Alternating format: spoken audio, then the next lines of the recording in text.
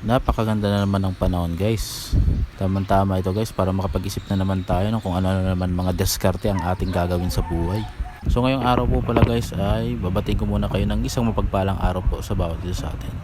So ngayon diskarte na naman tayo sa buhay. So ako guys ay bumalik naman guys sa pagtitinda while vlogging. So ayan nga pala guys, shoutout ko mawala ang aking mga followers dyan sa may Zone 1, Barangay Santa Cruz. Yan, shoutout po sa inyong lahat na nandyan. Siyempre, shoutout din po pala sa lahat mga taga-kanang pasensya ng kumpulong. So guys, for today's video guys, yan na naman guys. Lutong bahay naman guys. Diskarte na naman guys, tinda-tinda na naman sa kalsada. So sa mga gustong umangat dyan guys, umangat-angat dyan sa boys guys. So ngayon guys, ay kailangan nyo talaga guys mag-guide ng sarili-sarili yung mga diskarte sa buhay. Gawa ng hindi natin lahat may iasa kung kani-kanino lang.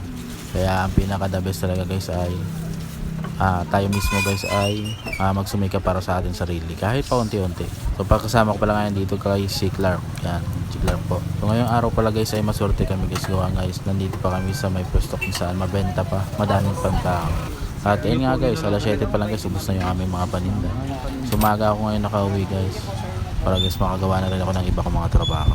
Ayun nga pala guys, next week nga pala guys ay magkakaroon tayo ng counting update po dito sa ating mga ginagawang vlog. So dadagdagan po natin yung mga valuable na things na nilalagay natin dito. So syempre nandiyan na guys, yung ilalagay ko na rin dyan guys yung mga tips, tapos mga ayan, good editing guys, para guys mas maganda yung viewing experience nyo guys dito sa ating mga ginagawang vlog. At syempre upgrade din natin guys yung type of content na ating binablog to. So guys, maraming salamat po sa inyong panonood at pagpalain po nawa kayo ng ating Panginoon Diyos.